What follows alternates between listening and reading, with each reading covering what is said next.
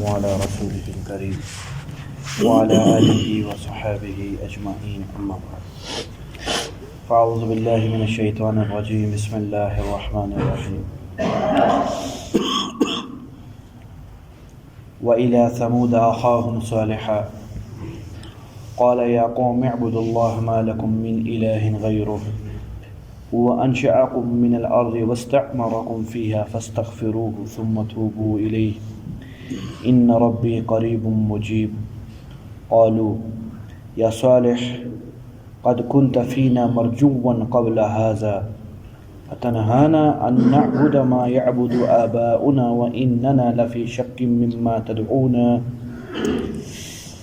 مما تدعونا إليه مريب قال يا قوم أرأيتم إن كنت على بينة من ربي وآتاني منه رحمة فمن ينصرني من الله إن عصيته فما تزيدونني غير تقصير ويا قوم هذه ناقة الله لكم آية فذروها تأكل في أرض الله ولا تمسوها بسوء فيأخذكم عذاب قريب۔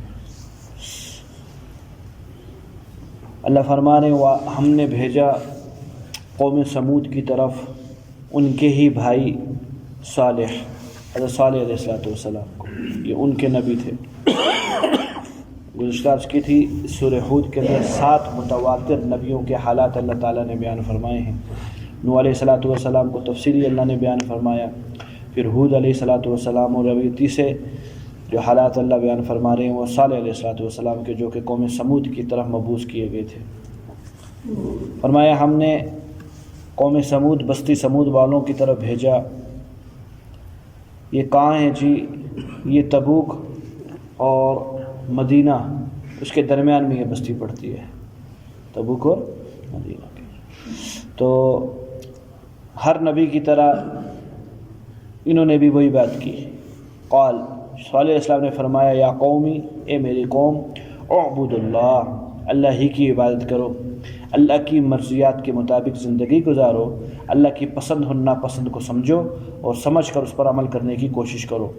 اس اللہ کے علاوہ ما لکم من الہ غیر، تمہارا کوئی اور الہ نہیں ہے، کوئی اور معبود نہیں ہے۔ ہوا انشأکم، یہ اللہ وہ ہے جس نے تمہیں پیدا کیا ہے من الارض، زمین سے، تمہیں بنایا ہے زمین سے، واستعمرکم، اور پھر تمہیں آباد بھی کیا ہے اللہ تعالیٰ نے، فیہا، اسی زمین کے اندر۔ یہ اللہ تعالیٰ کا احسان ہے تم پر، تمہیں بقا دی ہے ایک وقت کے لیے، اور اس کے بعد اللہ تعالیٰ کچھ دیر کے لیے فنا کرنے کے بعد پھر بقا عطا فرمائے گا۔ یہ ہے استعمار۔ انسان واحد مخلوق ہے جو باقی ہے، باقی کوئی مخلوق باقی نہیں ہے، واحد مخلوق ہے کہ جو کس نے رہنا ہے، باقی رہنا ہے۔ کیا مطلب؟ فنا ہے کچھ وقت کے لیے، کیونکہ وہ اللہ تعالیٰ نے اپنے عہد میں ایک بات لی ہے کہ اللہ کے علاوہ کسی چیز کو بقا نہیں ہے، کوئی مخلوق اللہ کے علاوہ باقی نہیں رہے گی سوائے اللہ کی ذات کے۔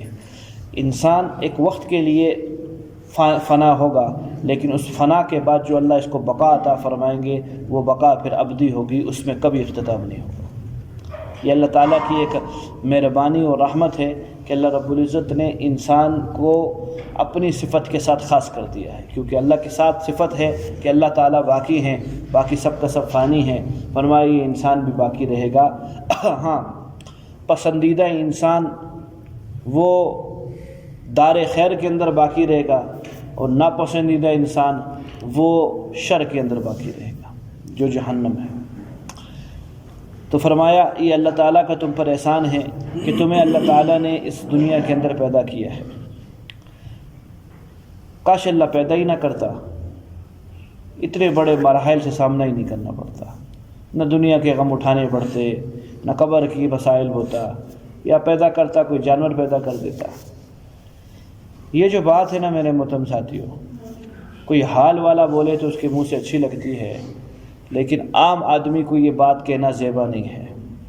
کسی کے اوپر حال تالی ہے، وجدی کیفیت ہے کوئی، وہ بولے، جس طرح صحابہ سے اقوال مروی ہیں کہ وہ کہتے تھے کاش میں پتھر ہوتا۔ ابوبکر صدیق رضی اللہ عنہ سے روایتیں ہیں کوئی درخت ہوتا جس کو کوئی گھاس ہوتا جس کو کوئی جانور کھا لیتا۔ یہ وجدی لوگ تھے، ان کے اوپر حال تاری تھے۔ آخری وقت میں کہا ہے، زندگی کے شروع میں نہیں کہا ہے، آخری ٹائم پہ کہا ہے۔ عام آدمی کے لیے ایسے الفاظ کوئی اچھے نہیں لگتے. وجہ میرے محترم ساتھیوں، معرفت سے بڑی کوئی چیز نہیں ہے، یہ یاد رکھنا. معرفت سے بڑی کوئی کائنات میں چیز نہیں ہے. حضور صلی اللہ علیہ وسلم کی حدیث ہے، حضرت علی رضی اللہ تعالیٰ عنہ نے وہ حدیث مروی ہے، مختلف اس میں باتیں ہیں. اس کے اندر جو ابتدا کی ہے، حضرت علی رضی اللہ نے پوچھا تھا یا رسول اللہ آپ کی زندگی گزارنے کا طریقہ کیا ہے، آپ کیسے زندگی گزارتے ہیں؟ آپ اسلام نے کوئی 18 باتیں فرمائی ادھر، اور جو بات کی ابتدا فرمائی ہے وہ یہاں سے فرمائی ہے، المعرفت راس مالی، معرفت میرا سرمایہ ہے. کیا فرمایا ہے؟ معرفت میرا سرمایہ. سرمایہ کہتے ہیں اس چیز کو جس سے انسان کاروبار شروع کرتا ہے، پھر اس سرمایہ کے اوپر اگر برکت ہو جائے تو پھر منافع آتا ہے. سرمایہ ہی نہیں ہو تو آگے سے آ جائے گا کچھ چیز. فرمایا اس اسلام کی بنیاد معرفت ہے. اگر اللہ مجھے جانور پیدا کر دیتے یا پیدا ہی نہیں کرتے، ناپید ہوتا میں، یہ چیز ملتی معرفت. کائنات کے بہت بڑے خزانے سے میں ناواقف رہتا. اللہ کی معرفت سے بڑھ کر کوئی چیز بھی نہیں ہے. یہ ابدیت اور ساری چیزیں یہ بہت چھوٹی چیزیں ہیں. سب سے اونچی چیز کیا ہے بھئی؟ اگر حساب لگایا جائے تو عبادت کا درجہ 4تھے نمبر پر آتا ہے اسلام میں. کس نمبر پر؟ ناخون کے برابر بھی کسی کے پاس ایمان ہے وہ عبادت کرے گا. کتنے برابر؟ ناخون کے برابر. سب سے بڑا درجہ جو آتا ہے وہ معرفت کا درجہ آتا ہے، جو اللہ انبیاء کو عطا فرماتے ہیں. انبیاء کے بعد پھر ان کے متوسلین کو، جو ان کے توسل سے ملتا ہے. حضرت علی رضی اللہ عنہ سے کسی نے پوچھا تھا، حضرت بچپن ہی کے اندر فوت ہو جاتے، زیادہ اچھا نہیں تھا؟ اتنے مراحل کو دیکھا، یہ فتنے آپ کی دور میں اٹھے اور پتہ نہیں کیا کچھ ہوا، یہاں تک کہ آپ کو شہید ہونا پڑ گیا، تو بچپن میں ہی فوت ہو جاتے اچھا نہیں تھا؟ کا بڑا ہوا، ان فتنوں کا سامنا کیا اور مرا، یہ زیادہ مجھے اچھا ہے بچپن کی موت سے. کہ وہ کیوں؟ کہ بچپن میں بالغ ہونے سے پہلے میرے کو معرفت نہیں تھی اللہ کی، بالغ ہونے کے بعد اللہ نے مجھے اپنی معرفت دی ہے. وہ معرفت سب سے بڑا خزانہ ہے، یہ فتنے اس کے مقابلے میں ذرہ ہے، ذرہ. سمجھ میں آ رہی ہے بات؟ تو یہ اللہ تعالیٰ کے انسان ہے، اللہ نے پیدا کیا ہے ہمیں اور انسان بنایا ہے. یہ کا خالص اللہ کے احسان ہے. تو انسان بنا کر مسلمان بنایا ہے اللہ نے. اب معرفت کی سیڑھی پہ گویا چلا دیا ہے، مسلمان بنا کے اب ہمت کے مطابق چڑھ. اس معرفت کے درجے کوئی بھی نہیں ہے. یہ اللہ متنائی ہے، اللہ رب العزت کے قرب کے جس طرح درجہ اللہ متنائی، ایسے معرفت کے درجے اللہ متنائی. کیا ہوتا ہے معرفت کیا ہوتی ہے؟ حضرت فرماتے ہیں معرفت کیا ہوتی ہے، حدیث سنیے. حضور صلی اللہ علیہ وسلم کی توسط سے ایک حدیث قدسی ہے. اللہ فرماتے ہیں جب تک تم مجھے جانو گے نہیں تو پہچانو گے کیسے، اور جب تک پہچانو گے نہیں تو مانو گے کیسے. 3 لفظ استعمال کیے اللہ تعالیٰ نے. جانو گے نہیں تو پہچانو گے کیسے، پہچانو گے نہیں تو مانو گے کیسے. جاننا علم ہے. جاننا کیا ہے؟ علم ہے. جاننے کے بعد اگلا نمبر آتا ہے پہچاننے کا، یہ ہے معرفت. یہ کیا ہے؟ معرفت. آگے ہے ماننا، یہ ہے عبادت. بنیاد کہاں ٹھہری؟ علم. علم کے بعد اگلا درجہ کیا ملا؟ معرفت. معرفت کے بعد اگلا درجہ کیا ہے؟ عبادت.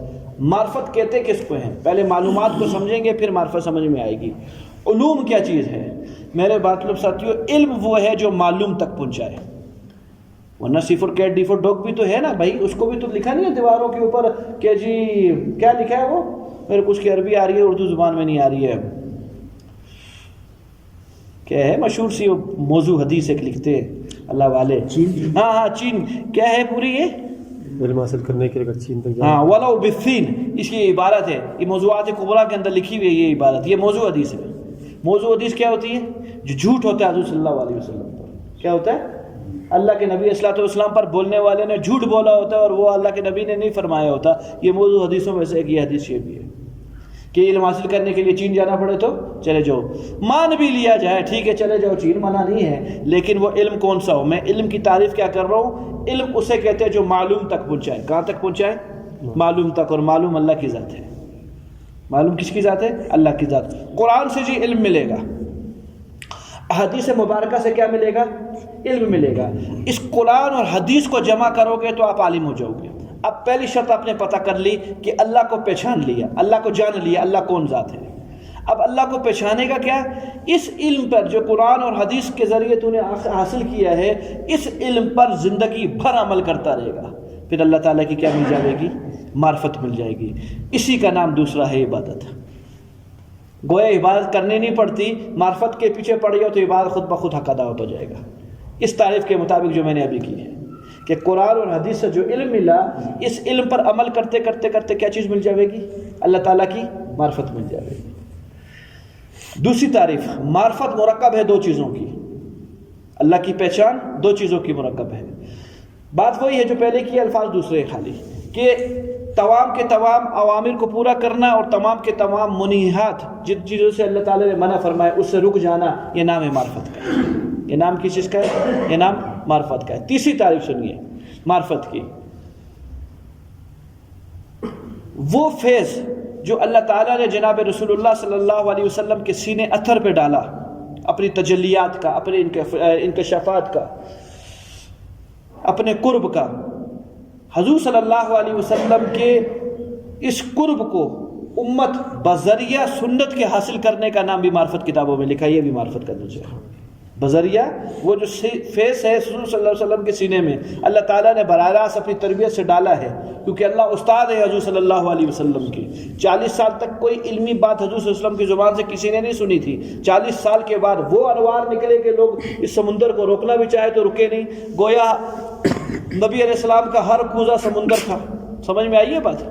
جوامع الکلم حضور صلی اللہ علیہ وسلم کی ایک صفت ہے کہ تمام کلمات، تمام صفات کے منبع حضور صلی اللہ علیہ وسلم۔ اس کی میں تعریف کیا کر رہا ہوں اس آسان لفظوں میں، ہم کہتے ہیں سمندر کو کوزے میں بھر دیا۔ کوزہ لوٹے کو کہتے ہیں، کس کو کہتے ہیں؟ لوٹے کو۔ گویا اللہ کے نبی کا لوٹا بھی سمندر تھا، جس کو ہم لوٹا بولیں وہ کیا تھا؟ سمندر تھا۔ یہ جو سمندر تھا، اس سمندر سے اپنے حصے کے مطابق لے سکتے ہو۔ میں جب جاؤں گا نہانے کے لیے سمندر میں تو خالی کراؤں گا سمندر کو؟ ہو جائے گا خالی میرے نہانے سے؟ بولو نا۔ میں اپنی توفیق کے مطابق اس میں سے حاصل کروں گا، جتنا میرا جسم ہوگا، جتنا میں نے پینا ہوگا یا جو کام بھی کرنے ہوں گے میں اپنی ترتیب پہ کروں گا۔ اگلا جائے گا وہ اپنی ترتیب پہ کرے گا، سیب والا جائے گا اپنی ترتیب کرے گا، سمندر اسی ترتیب پہ رہے گا، سمندر اسی ترتیب پہ رہے گا۔ حضور صلی اللہ علیہ وسلم کے اندر فیض سمندر کی مانی ہے۔ یہ بھی ایک مثال دے رہا ہوں، سمندر بھی چھوٹی ہے۔ ابو بکر صدیق رضی اللہ عنہ نے فیض لیا اپنے استطاعت کے مطابق، اور عمر رضی اللہ عنہ نے فیض لیا اپنے استطاعت کے مطابق۔ 1442 سال کے بعد آنے والا انسان بھی فیض لے سکتا ہے۔ کیسے؟ آپ صلی اللہ علیہ وسلم کا جو طریقہ کار ہے وہ ہے سنت۔ اس سنت کے ذریعے حضور صلی اللہ علیہ وسلم کے سینے سے فیض لے سکتا ہے۔ اس فیض کو بھی کہا گیا یہ معرفت ہے۔ کیوں؟ سینے میں حضور صلی اللہ علیہ وسلم کی کیا چیز موجود ہے؟ اللہ کی معرفت سے بھرا ہوا ہے سینہ، تو جو اس سینے سے جو کچھ نکل رہی ہے وہ معرفت ہے۔ آسان کریں ساری باتوں کا لب لباب، سنتوں پہ زندگی گزارنا شروع کر دو، اللہ اپنی معرفت عطا فرما دے گا۔ کیا کرنا شروع کر دو؟ سنت پہ زندگی گزارنا شروع کر دو، اللہ اپنی معرفت عطا فرما دے گا۔ تو فرمایا اللہ نے جو تمہیں پیدا کیا ہے میرے بھائی، معمولی نعمت نہیں ہے، یہ بہت بڑی نعمت ہے۔ تھوڑا سا انسان محنت کر لے تو اللہ تعالیٰ کی معرفت عطا ہو جائے گی۔ خدا کی قسم اس سے بڑا کوئی خزانہ نہیں ہے، اس سے بڑا کوئی خزانہ نہیں ہے کہ اگر اللہ تعالیٰ فرما دے تو یہی بات فرمائی صالح علیہ السلام نے۔ اللہ کون ہے جس کی تم نے عبادت کرنی ہے؟ ہوا انشأکم، اس اللہ نے تمہیں بنایا ہے من الارض، زمین سے، اور زمین کو تمہاری تمام مصنوعات کی فیکٹری بنا دی ہے۔ تمہارا سب کچھ جس چیز کا نام لوگے اس کا تعلق زمین سے، جتنے کی جتنی معقولات ہیں، معقول کھانے کی چیزوں کو کہتے ہیں، تعلق زمین سے ہیں، جتنے کی جتنی مشروبات ہیں تعلق زمین کے ساتھ ہے۔ لیکن فرق ہے، کیا ہے؟ فرق ہے۔ اس پہ حکایت یاد آ گئی۔ حاجی اورنگزیب صاحب، میں دیکھوں آپ یہاں موجود ہو یا گھر کے اندر ہو، کوئی یاد آ رہا ہے؟ پانی کے اندر ایک گلاس پانی ہے، اس میں 2 چمچ تیل کے ڈال دیے تھے، سرسوں کا یا زیتون کا، تو تیل بیٹھ جائے گا یا اوپر رہے گا؟ تیل نیچے بیٹھ جائے گا۔ حقیقتاً گھر کے اندر ہو، یہاں ہو، درس میں بیٹھے ہو، تیل کیوں بیٹھے گا؟ تیل تو ہلکی چیز ہے، اوپر رہے گا نا، تیل کیسے بیٹھے گا؟ گھر پہ ہوتا پانی نیچے رہ جائے گا اور تیل کیا ہو جائے گا؟ اوپر ہو جائے گا۔ کیوں؟ پانی زیادہ تھا، زیادتی کو اونچائی ہونی چاہیے اور کم چیز کو پستی ہونی چاہیے، لیکن نہیں، ایسا نہیں۔ تجربہ یہ کہہ رہا ہے تیل اوپر رہے گا، اور وجہ پانی نے سوال کیا تیل سے، میں کثرت میں ہوں، تعداد میں زیادہ ہوں، میں پھر بھی مغلوب ہوں، تو قلت کے اندر ہے پھر بھی غالب ہے، وجہ؟ تو بڑی پیاری بات کی تیل نے۔ تیل نے پانی کو کہا تو عزت والا ہے، تو نے مجاہدہ زندگی میں دیکھا نہیں ہے، تجھ کو فرشتوں نے اپنے پروں سے، بڑے پاکیزہ پروں سے، آسمانوں سے، بادلوں سے زمین پہ برسایا تھا۔ ایک ایک قطرے کے ساتھ کیا ہوتا ہے؟ ایک ایک فرشتہ ہوتا ہے، اور جو ایک دفعہ آتا ہے پھر دوبارہ نہیں آتا ہے، قیامت تک اس کی باری نہیں آتی ہے۔ تجھ کو فرشتے بڑی عزت کے ساتھ لے کر آئے، تو وہاں سے عزت والا شروع ہوا ہے۔ پھر لوگوں نے بڑی عزت کے ساتھ صاف برتنوں میں تجھے جمع کیا ہے، بے شک اپنی غرض سے کیا ہے، لیکن تیری عزت تو کی ہے۔ تجھ کو دھوپ میں نہیں رہنے دیا، خراب ہو جائے گا، سائے میں تجھ کو رکھا ہے، تیرے کو ڈھکنا دے کے رکھا ہے، تیری ہر چیز کا خیال کیا ہے، تو بڑا عزت والا ہے۔ اپنی سناؤ، بیج، سرسوں کا بیج، پہلے تو سرسوں ہوئے گی تو اس کے بعد تیل نکلے گا نا جی، تو سرسوں کے لیے تخم کی ضرورت ہے، بیج کی ضرورت ہے اس کی، پھر جا کے سرسوں پیدا ہوئے گی۔ کہ مجھ کو زمین کے اندر چیرا جاتا ہے، اس چیری ہوئی زمین میں رکھا جاتا ہے، تھوڑا سا میں سر پھاڑ کے جب زمین سے باہر نکلتا ہوں، صبح دوپہر شام تپتی ہوئی دھوپ کا سامنا ہے مجھ کو، میرا سب کچھ جل چکا ہوتا ہے اندر سے۔ پھر وہ بڑے بڑے بیل اوپر آ کے ہمارے اوپر کشتیاں کرتے، ان کی وہ ہو رہی ہے، کیا ہو رہی ہے؟ نہیں، اس کو کیا کہتے ہیں وہ ڈاکٹر صاحب، کیا کہتے ہیں وہ کیا کرو، وہ نہیں کیا کہتے دل کے مریض کو کیا کیا کرو؟ واک کیا کرو، ان کی واک ہو رہی ہے، ان کی واک ہو رہی ہے۔ ہمارا بیڑا غرق ہو رہا ہے، ان کی واک ہو رہی ہے۔ پھر چلتے چلتے چلتے پھر ہماری پسائی ہونے کے بعد، مشینوں میں ڈالنے کے بعد تیل نکلتا ہے، تو کتنے مجاہدے کیے، اس کا صلہ کیا ملا؟ ان مجاہدوں کا اللہ نے اونچائی عطا فرما دی۔ تو آرام میں رہا، تجھ کو اونچائی نہیں ملی۔ معلوم ہوا ان مجاہدوں کے بعد کیا اللہ عطا فرماتے ہیں؟ اوپر کے مرتبے عطا فرماتے ہیں۔ دین کے مجاہدے اختیار کرو گے، اللہ اوپر کے مرتبے عطا فرمائیں گے، ورنہ پانی کی طرح بے شک عزت والے رہے، مرتبے نہیں ملیں گے، رہیں گے نیچے رہیں گے۔ میرے محترم ساتھیوں، معرفت نام ہے اللہ تعالیٰ کی پہچان کا۔ پہچان کیا ہے اللہ تعالیٰ کی؟ رگڑے کھاتے رہو، کھاتے رہو، کھاتے رہو، خدا کی قسم اس پہ جتنا سکون ہے کسی چیز کے اندر سکون نہیں ہے۔ دل مطمئن ہے آپ کا، خود مطمئن ہے۔ رات کو محاسبہ کیا، کوئی بدنظری نہیں آئی، کوئی جھوٹ سامنے نہیں آیا، کوئی کسی کو تنگ کرنا سامنے نہیں آیا، سکون کے ساتھ سو گئے کہ ابھی موت آتی ہے، اللہ فرشتوں سے پہلے جان دینے کو تیار ہوں گے، پہنچوں گا۔ کس سے؟ محبوب سے ملنا ہے۔ الموت جسر یمیل الحبیب الی الحبیب، موت تو ایک پل پڑے گا جو کہ حبیب کو حبیب سے ملاقات کروائے گا۔ تو خیر جی، فرمایا اس اللہ نے تمہیں زمین سے پیدا کیا ہے۔ 8:15 بجے ختم ہوگا نا معاملہ۔ اس اللہ نے تمہیں زمین سے پیدا کیا ہے، اور زمین کو تمہارے لیے فیکٹری بنایا، کارخانہ، تمام معقولات، تمام مشروبات سارے کے سارے زمین سے، یہاں تک کہ تمہاری ضروریات زندگی جس کا بھی نام لو اس کا تعلق زمین سے ہے، لباس سارا زمین سے، جوتا تمہارا زمین سے، وہ بناتے ہو نا کھالوں کے کپڑے وغیرہ، اور کھالوں کے بوٹ بنتے ہیں، تو کھال کس چیز کے؟ جانور سے، جانور کا تعلق کس چیز سے؟ زمین سے۔ جہاں بھی لوگ مڑ مڑ کے کہاں آ جائے گی بات؟ زمین کے اوپر ہو جائے گی۔ فرمایا یہ اللہ تمہارا وہ ہے جس نے تمہیں زمین تمہارے لیے گویا ایک فیکٹری، کارخانہ بنا دیا ہے۔ بہت عرصہ کفر میں رہ چکے ہو، فاستغفروہ، اتنی بڑی نعمت، ایمان نہ بھی لاؤ، انسان ہونے کا شکریہ ادا کر لو، توبہ استغفار کر لو، تمہیں اللہ نے انسان بنایا ہے، کتا خنزیر نہیں بنا دیا۔ ایک موضوع روایت یہ بھی ملتی ہے خنزیر سے۔ تمام جانوروں کی ایک اوقات ہے اللہ رب العزت کے ہاں، جو اللہ نے ایک کتے کا کیا وہ ہے اس کے اندر ایپ کے جی، وہ تو اللہ نے اس کو کتا بنایا نا، بن گیا غریب کتا۔ خنزیر کو اللہ تعالیٰ نے خنزیر بنایا، بن گیا۔ لیکن بعض جانور ایسے ہیں میرے محترم ساتھیوں جو پناہ مانگتے ہیں انسان کی زندگی سے کہ اللہ تعالیٰ اس بندے سے بس خوش ہے ہم اس پہ۔ تمام معقولات جو حلال جانور ہے وہ کہتے ہیں اللہ تیرا لاکھ لاکھ شکر ہے تمہیں حلال جانور بنایا، کسی مسلمان کے منہ میں تو ہم لوگ جاتے ہیں نا درندے کے منہ میں جانے سے اچھا، اور تو نے شکر ہے ہمیں نہ یہ حرام جانور نہیں بنایا۔ سارے حرام جانور کہتے ہیں اللہ تیرا شکر ہے تو نے حرام جانور بنایا، نجس چیز نہیں بنایا۔ جس طرح کتا نجس العین ہے، خنزیر نجس العین ہے، کتا کہتا ہے اللہ تیرا شکر ہے تو نے مجھے کتا بنایا ہے، کہیں موذی چیز نہیں بنا دیا، سانپ اور بچھو۔ کتے کی خاصیت کاٹنے کے نہیں ہے جب تک تنگ نہیں کرو، سانپ بچھو ہر جگہ کاٹے ہی کاٹے۔ اور جماعت جا رہی تھی نا ان لوگوں کی، بچھوؤں کی، لائن سے جا رہے تھے، کسی نے پوچھا امیر کون ہے؟ کہا جس کو ہاتھ لگائے گا بولے گا میں امیر ہوں، کاٹے گا۔ آگے چلیے، بچھو اور سانپ کہتے ہیں اللہ تیرا شکر ہے تو نے مجھ کو بچھو سانپ بنایا ہے، خنزیر نہیں بنا دیا۔ خنزیر صاحب بھی کچھ کہتے ہیں، خنزیر کہتے ہیں اللہ تیرا شکر ہے تو نے مجھے خنزیر بنایا، بے نمازی نہیں بنایا۔ کیا نہیں بنایا؟ بے نمازی نہیں۔ تو ایک مراتب ہے میرے بھائیوں جو اللہ تعالیٰ نے انسان کو عطا فرمائے ہیں، انسان لیکن ان مرتبوں کو بھول گیا۔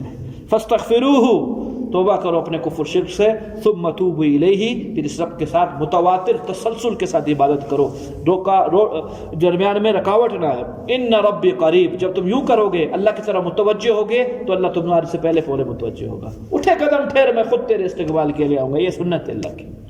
اٹھے قدم ٹھہر جا، میں تیرا استقبال خود کروں گا، مجیب تیری دعاؤں پہ لبیک کہوں گا، یہ اللہ کی سنت ہے۔ دو چیزیں فرمائی ہیں جی آج کے سبق کے اندر، حالانکہ یہی جملہ پچھلی آیت میں، پچھلے سورہ ہود اس میں بھی ہود علیہ السلام کی دعوت میں بھی گزرا تھا، لیکن یہ جملہ نہیں تھا، ان ربی قریب مجیب، یہاں فرمایا وہاں نہیں فرمایا۔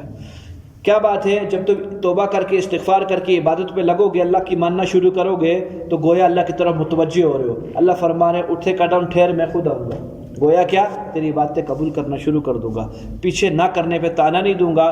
مجیب، تو اپنے آپ کو گناہ گار سمجھتا رہے گا، میں تیری دعائیں قبول کرتا رہوں گا، تیری دعائیں بھی قبول کروں گا، کوئی تانا مانا نہیں ہوگا میرے یہاں۔ قالو، جب قوم نے توحید سنی کہ یہ تو یہ ہے، ساری امیدیں ٹوٹ گئی۔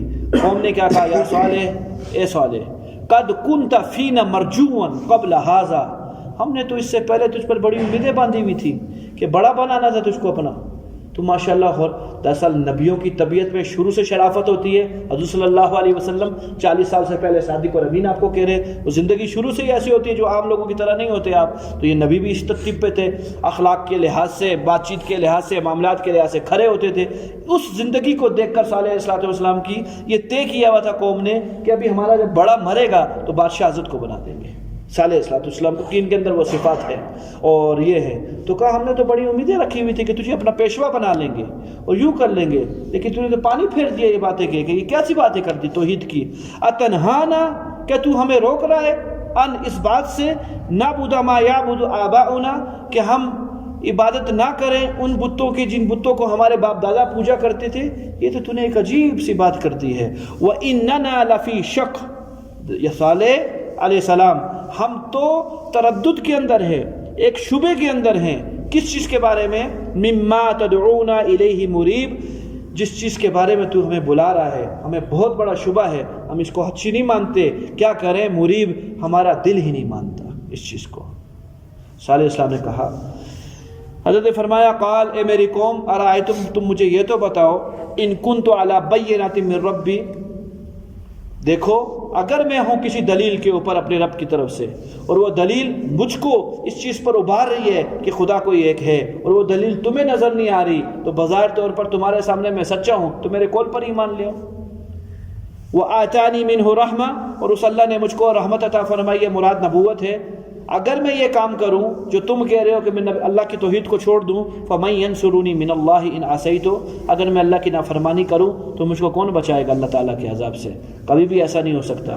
فَمَا تَزِيدُونَنِي غَيْرَ تَقْصِيرٍ، تم تو مجھے سراسر نقصان کی دعوت دے رہے ہو کہ میں تمہاری مان لوں اور اللہ کی نہیں مانوں، ایسے کیسے ہو سکتا ہے؟ خیر، قوم نے کہا پھر اگر ایسی بات ہے تو جس بینہ کی اور دلیل کی تم بات کر رہے ہو کہ تم رب ہو، تم رب کی طرف سے کوئی بھیجے ہوئے رسول ہو، تو وہ دلیل ہمیں بھی چاہیے۔ کا کیا؟ کا منہ بولا مرزا، جو بولیں گے وہ ہوگا، اپنی طرف سے اچھمبے کی چیزیں نہیں دکھا دینا کہ یوں ہو گیا، دیکھو لائٹ بند ہو گئی اور لائٹ جل گئی، نہ، منہ بولی ہوئی بات مانواؤ۔ کب؟ اللہ قادر ہے اس چیز پر جو تم کہہ رہے ہو، لیکن شرط ایک ہے، منہ بولے موضوع پر پھر معافی کی تلافی کی بات نہیں ہوئے گی۔ اگر انکار کرتے ہو تو فوراً عذاب آئے گا، اور اگر میں اپنی طرف سے کوئی موضوع لاتا ہوں نہ ماننے پر پھر بھی کچھ عرصے تک ڈھیل دی جاوے گی، بات تمہارے ہاتھ اختیار میں۔ ضدی لوگ تھے، کرنا منہ بولی ترتیب، جو بولیں گے آپ بولو، کھولو منہ، اللہ کے لیے کیا مشکل کام ہے؟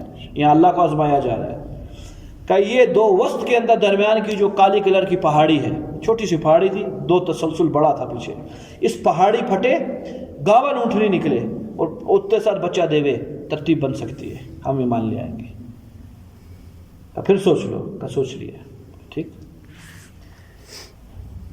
دن منتخب ہوا، جمعرات کا دن منتخب ہوا، سب کو جمع کیا گیا، سب کے سامنے پہاڑوں پہ زلزلہ آیا، دروازے کھلے پہاڑ کے، گابن اونٹنی جتنی قد و قامت انہوں نے بولی تھی اتنی، جو رنگ انہوں نے بولا تھا وہ رنگ، جو ترتیب بتائی تھی سب ترتیب کے ساتھ وہ آئی، ان کے سامنے بچہ دیا، اور یہ لو جی تمہارا معجزہ پورا ہو گیا، لاؤ ایمان۔ انکار کر دیا، نہیں ایمان لاتے۔ ٹھیک ہے پھر مزے کرو، ابھی انکار نہیں لاتے ہو۔ وَيَا قَوْمِ، اے میری قوم، هَذِهِ نَاقَةُ اللَّهِ، یہ اللہ کی اونٹنی ہے جو تم نے منگوائی ہے، لَكُمْ آیَةً، اس میں تمہارے لیے نشانی ہے، یعنی توحید کی نشانی ہے اور میرے نبی ہونے کی نشانی ہے۔ فَذَرُوهَا تَأْكُلُ فِي أَرْضِ اللَّهِ، اور اس اونٹنی کی بھی کچھ مطالبات ہے تم پر کہ تم اللہ کی زمین پر اس کو چھوڑ دو، یہ کھائے گی پیے گی۔ وَلَا تَمَسُّوهَا بِالسُّوءِ، اور بری نیت کے ساتھ اس کو ہاتھ بھی نہیں لگانا۔ فَيَأْخُذَكُمْ عَذَابٌ قَرِيبٌ، تو بہت جلد آنے والا عذاب تمہیں پکڑ لے گا۔ فَعَقَرُوهَا، پاؤں کاٹ دیے ان لوگوں نے۔ یہ بادشاہ کے بیٹے تھے، 2-3 مستی کے اندر آ کر انہوں نے جا کر اس کی اونٹنی کے پاؤں کاٹ دیا۔ فقال، جیسے یہ کام ہوا معجزہ ختم، تمتعوا فی دارکم 3 ایام، 3 دن تک اس دنیا میں مزے اڑا رہو، بس چوتھے دن کام ہوئے گا۔ جمعہ، جمعرات، جمعہ، ہفتہ، یہ 3 دن علامہ قرطبی رحمۃ اللہ علیہ فرماتے یہ مہلت دی تھی ان کو۔ پھر سوچ لو 3 دن کے بعد عذاب آئے گا، اور وہ عذاب کیسا ہوگا؟ ذالک وعد غیر مکذوب، یہ ایسا وعدہ ہے جو جھوٹا نہیں ہے، یہ آوے ہی آوے، اور ہر حال کے اندر آوے تو دیکھا جائے، لے آؤ، نہیں مانی۔ فلما جاء امرنا، اللہ فرماتے ہیں جب ہمارا فیصلہ آیا، نجینا صالحا، ہم نے بچا لیا صالح علیہ السلام کو، والذین آمنوا معه برحمت منا، اور جو صالح علیہ السلام پر ایمان لائے ہوئے تھے ان کو اپنی رحمت سے، ومن خزي یومئذ، اور اس دن کی رسوائی سے بھی ان کو بچایا۔ پتہ چلا اللہ کے عذاب الگ چیز ہے، رسوائی الگ چیز ہے۔ کل قیامت کے دن پہلے اللہ رسوا فرمائیں گے، پھر جہنم میں ڈالیں گے، اور کافر لوگ کہیں گے یا گناہگار لوگ کہیں گے اللہ جہنم میں ڈال دے، اس رسوائی سے بچا لے۔ رسوائی بڑی بری چیز ہے، اللہ تعالیٰ حفاظت فرمائے سب کی۔ حضور صلی اللہ علیہ وسلم کی مصنون دعاؤں میں سے اللہم آسن فی عاقبتی کلھا، اے اللہ تمام کے تمام میرے کاموں کا انجام نیک کر دے، واجرنا من خزي الدنیا وعذاب الاخرہ، اے اللہ دنیا کی رسوائی اور آخرت کے عذاب سے میری حفاظت فرما۔ روزانہ کی آپ کی دعاؤں میں سے ایک دعا ہے، دنیا کی رسوائی بری چیز، آخرت کی رسوائی بری چیز۔ فرمایا رسوا بھی کریں گے اور عذاب بھی دیں گے، دونوں چیزیں کریں گے۔ رسوا کرنے کا مطلب کیا ہے؟ شرمندہ کریں گے سب کے سامنے، اس نے یہ کام کیا۔ ان ربک هو القوی العزیز، بے شک تیرا رب بڑا زبردست اور غالب ہے۔ وقت آ گیا جی۔